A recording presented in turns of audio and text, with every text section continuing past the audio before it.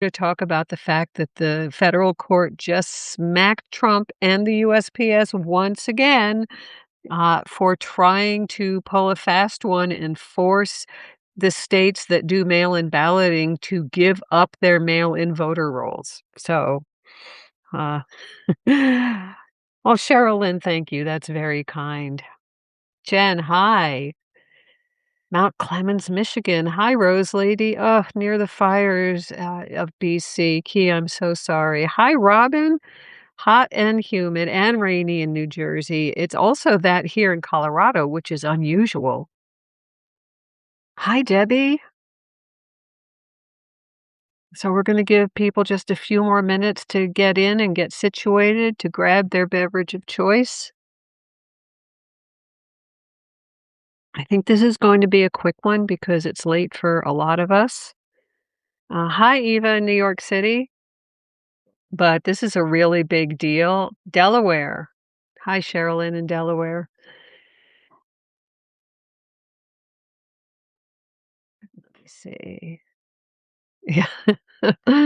That's so funny that, Lana, we all know what Molly meant by "Did it happen?" Uh, yeah. San Juan Island. Oh, yeah, Friday Harbor. It's beautiful there, except, yes, for the smoke, Sally. I've been to San Juan Island once. It was beautiful. Hey, Jinx.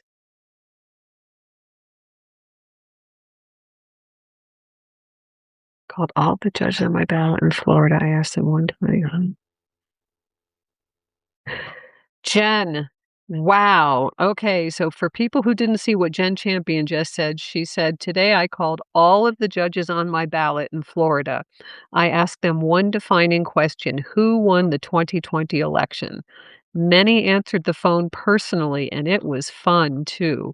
So, what sort of answers did you get? Now, in some states, you can't do that because judges aren't on the ballot usually, but in Florida, they are. Let's see, in case anyone hadn't already prepared. Lana. Jen, if you called more than just a couple, it might be fun to have you write that up. And it would be very telling for people who are also in Florida who are voting.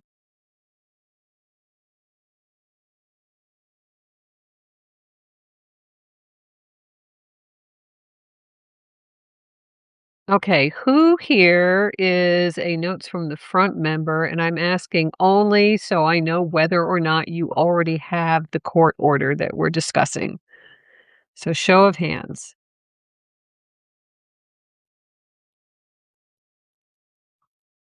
Oh, post the bad ones too. Hey, Jen. Okay. Oh, that's awesome. Tammy, Jinx, Nancy,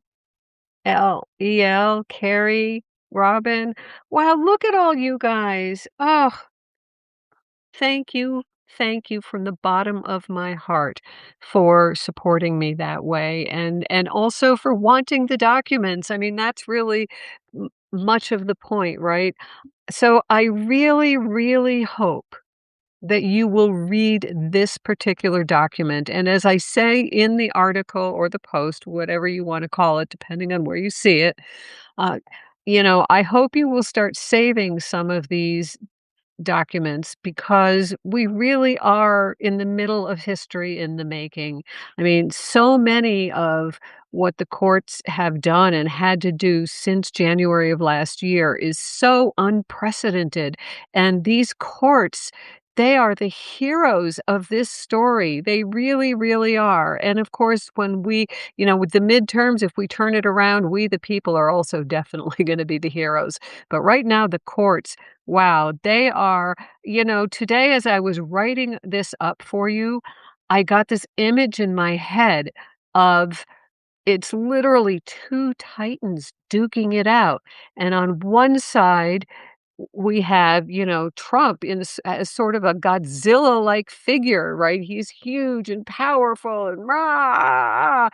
But on the other side, we have the courts, and they are the real heroes, and they are the titans, and they are just They are protecting us, and I'm getting goosebumps. It was an image that popped in my head, and, it's really true, and so, again, I hope that with some of these, just monumental cases, like the Trump versus IRS one. We've never seen anything like this in our history. And there's Judge Williams reopening the case and slapping Trump and smacking the lawyers. And I don't know if you guys, some of you, I think, probably saw that I posted earlier that Alejandro Brito is now removed as a lawyer in the case and instead is an appellant, basically a defendant appealing the sanctions in the case. I mean, I love that for him.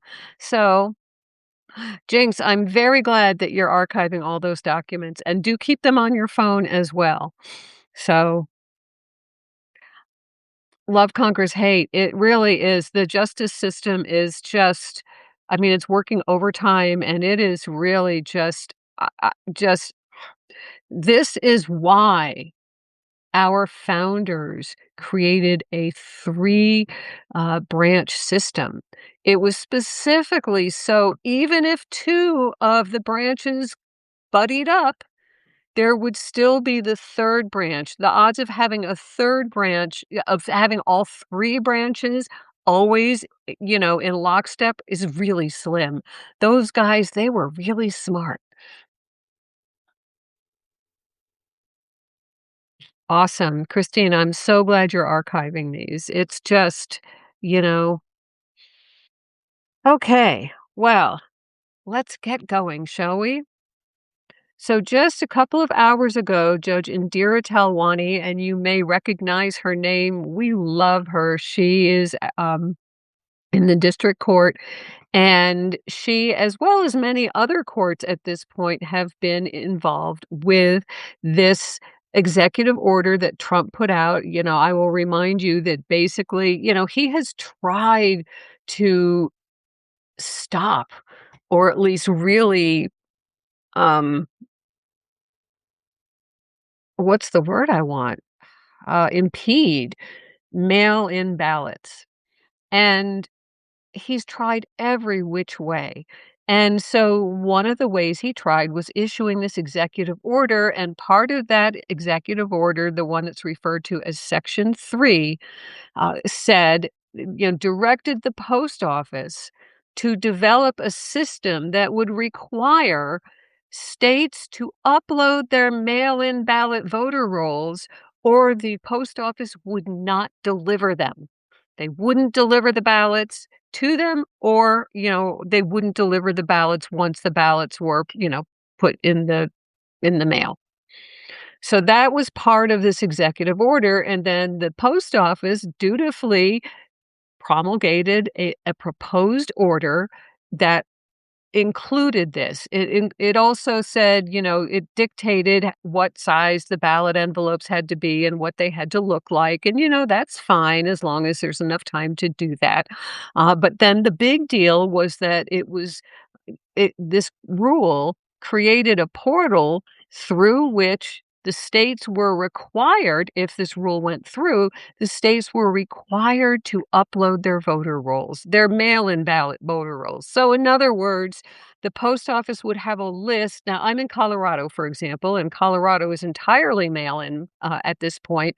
And so it would have required Colorado to upload its entire voter roll so that the post office could match up the address of the voters who were registered, and then, deliver their ballots.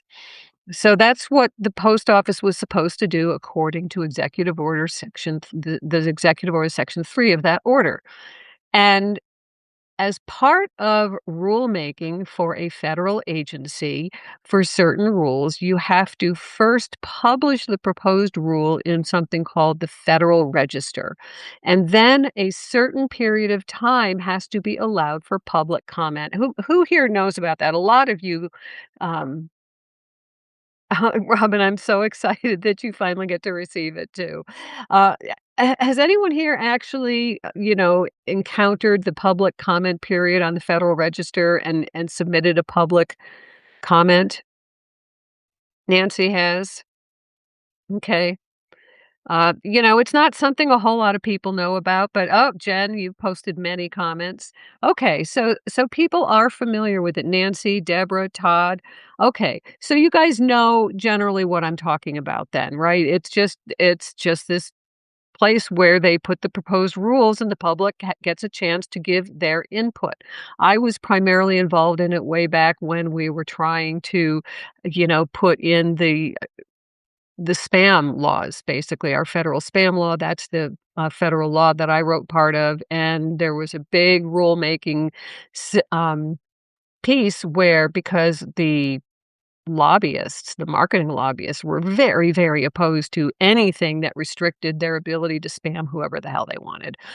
So that was my introduction to the whole rulemaking thing. But anyway, so the post office dutifully did, put in the Federal Register this notice of proposed rule, and there was this period of public comment.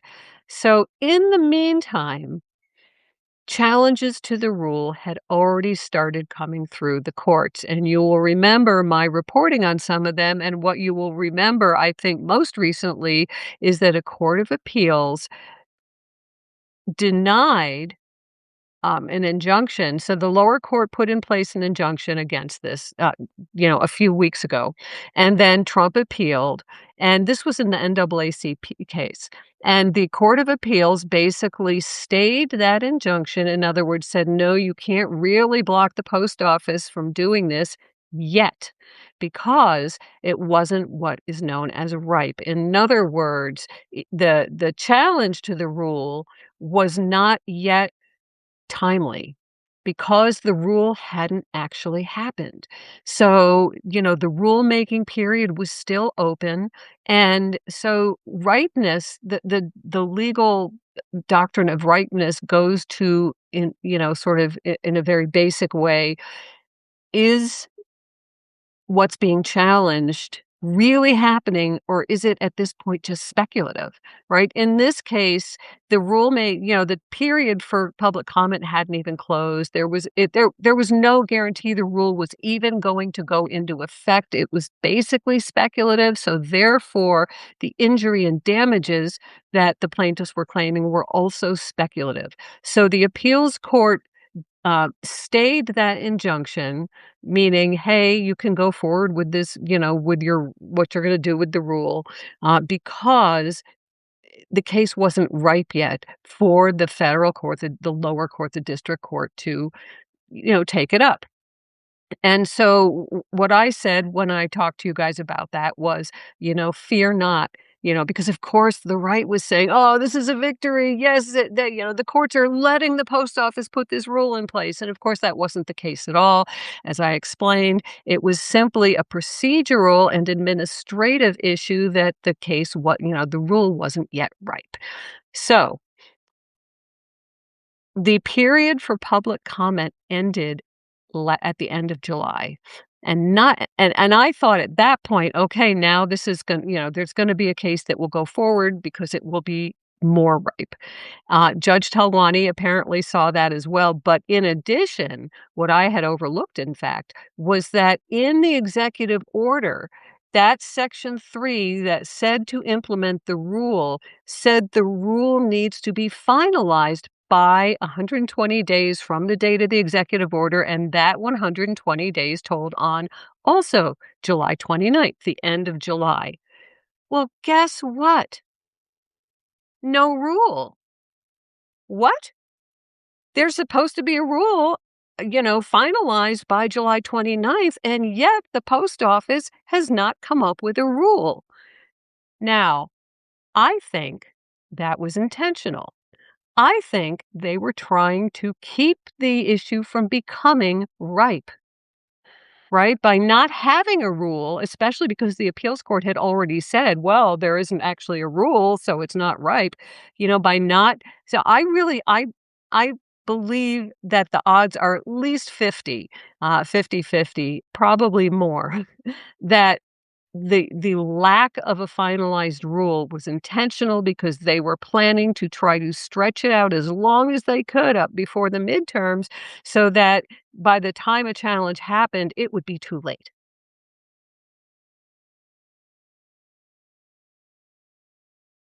Christine, I'm glad that's helpful. So, Judge Talwani saw right through all of this, and in her order today, she issued an injunction against the post office enacting that rule. And I want to read you a little bit of it because it's so beautiful. She just rips him a new one. And but also please, it's a 27 pages, and I promise you you will find the whole thing interesting, even if there are certain things that you don't quite understand. I don't think there will be, but again, this is a battle for the history books. It's not over because I'm sure they're going to appeal. I'm also sure they are going to lose. But Judge Talwani starts out by saying that, Trump issued this executive order, which the title of which is Ensuring Citizenship Verification and Integrity in Federal Elections. And I got to say, I don't think that Trump would know integrity if it smacked him right in the face. So it's funny that he keeps using it. And by the way, I would just like to point out that, they keep getting beat in the courts. Neither Trump nor his advisor, Stephen Miller, are lawyers. We have people at the top or influencing people at the top who have no clue about the law, have never practiced a day in their life because they've never even been to law school, let alone become lawyers.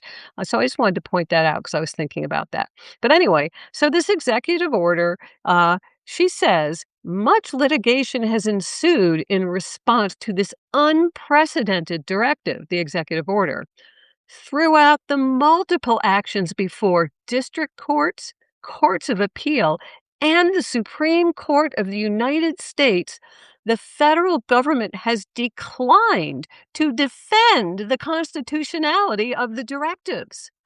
Instead, the federal government has asked this court and others to postpone judicial review on standing and ripeness grounds, arguing that no party may challenge the executive order's constitutionality until the USPS promulgates the final rule. So you see, she's seeing the same thing that I just explained that I believe, which is that they are trying to not promulgate that final rule because, at that point, the issue would be ripe. They're thinking, ha ha ha, well, if we just don't issue the rule, they will never be able to say it's ripe. Huh, but guess again. Okay. As discussed in its prior decision and expanded upon below, the court finds it prudent to review the executive order now. And the emphasis on now is hers. She has actually underlined now in the order where less than 90 days penned before the midterms and the millions of citizens who rely on mail voting require clarity as to how or whether they will vote in November. As to those elections occurring before or on November 3rd, 2026, the court preserves the current electoral status quo, grants the plaintiff's renewed motion for a preliminary injunction, and enjoins the USPS's implementation of Section 3 of the executive order. Now, the reason she makes this point of saying the court preserves the current electoral status quo is because that is what restraining orders and injunctions are intended to do. The rule is, and remember that restraining orders are just emergency injunctions. So the rule is that the court is supposed to preserve the status quo. And so she makes a point of saying that is what she is doing. And yes, Jen Champion, Talwani is a legal poet. Hi, Laura, not Loomer. All right. You want to hear a little more? Because we're going to keep this really short. But Laura, not Loomer. The topic is that the federal court just issued an injunction saying that the USPS rule about mail-in ballots is enjoined at least until after the midterms. Hey there, Jason. Okay, let's see. I'm just gonna read a little bit more because a lot of what she talks about is, the procedural posture. Let's see.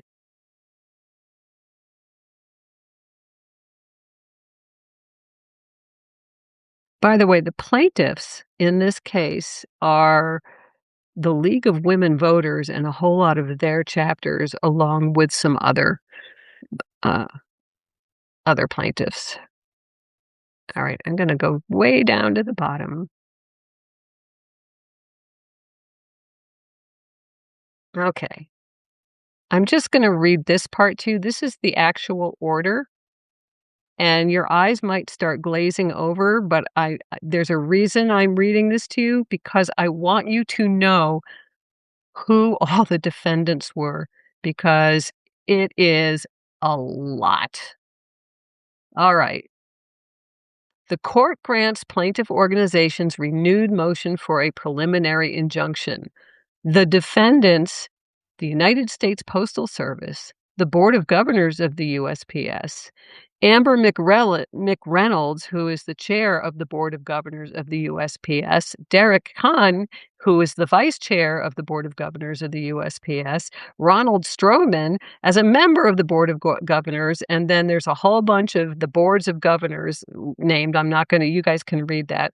Um, Douglas Tulino, who is the United States Deputy Postmaster General, David Steiner, who is the United States Postmaster General, and including their officers, agents, servants, and employees, are all preliminarily enjoined from implementing, giving effect to, or enforcing Section 3 of the executive order with respect to the November 3rd, 2026, or any earlier federal election, including being enjoined from refusing to transmit mail-in or absentee ballots or otherwise initiating or completing rulemaking to promulgate the specific regulations outlined in the executive order for the November 3rd, 2026, or any earlier election.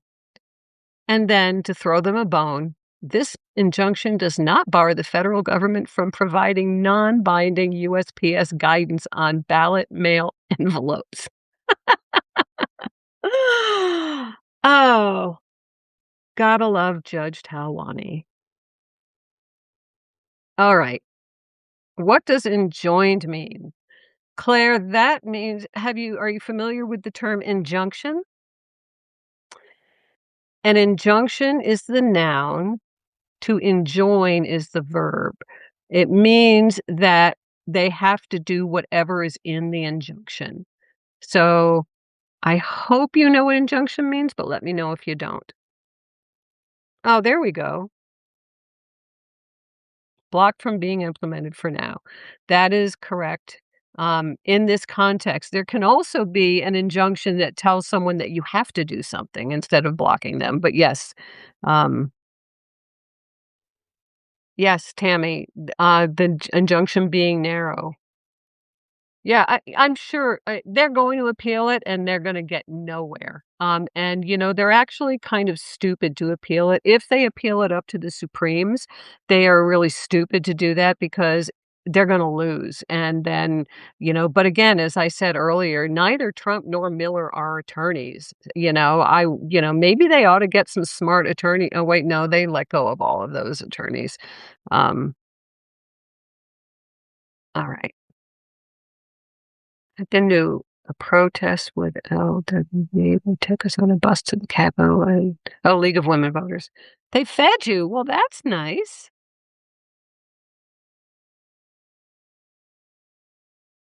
So yes, Genevieve, it is very good news. Oh, Tammy. Oh, yeah. Tammy says she was a paralegal in a past life, so she finds this stuff horrifyingly fascinated. It's kind of, yeah, like that train wreck, right? Only, I mean, it all comes out, you know, pretty much. I mean, There have been over 500 lawsuits against this administration, and they have only won a teeny tiny fraction of them. I think teeny tiny is such a good descriptor for so much of this administration, don't you?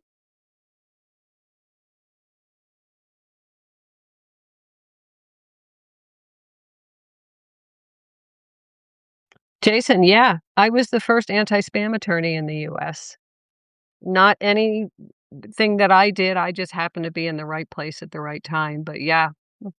Uh, so who's going to really make sure this will happen? No, actually, girl brat, that is a lot of misinformation that's out there. They do not disregard the judges or the rulings. In fact, they overwhelmingly follow all of the court orders, except for the first few immigration ones at the beginning. And even then, you know, you could see an argument to be made that, with what they were doing, I certainly didn't agree with it, but, no, they follow the court orders. They always appeal them, and so it may seem like they're disregarding the orders, but they actually are not.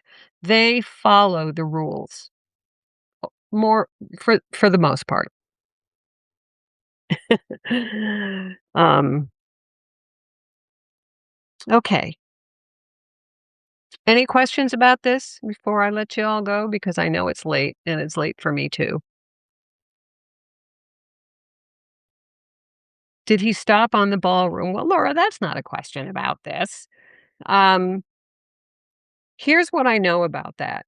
I haven't really looked deeply into it, but he was enjoined from going forward with the ballroom except for things that were necessary for security and safety. And so I am sure that he is following the orders, but I'm also sure that there are a lot of things that they claim to be about security and safety that we may not. Higa, if you are a paid Notes from the Front member, that's the $5 a month thing, then they are right in your email. Um, so yeah, that's where they are.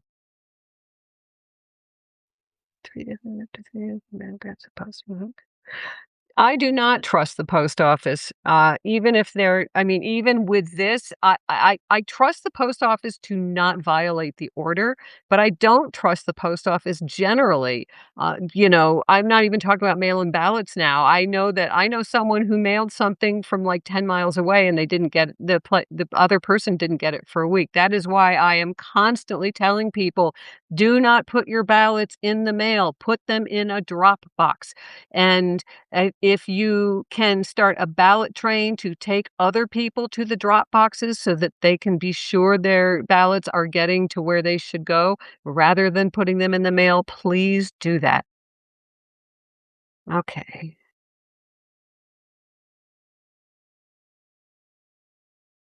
All right.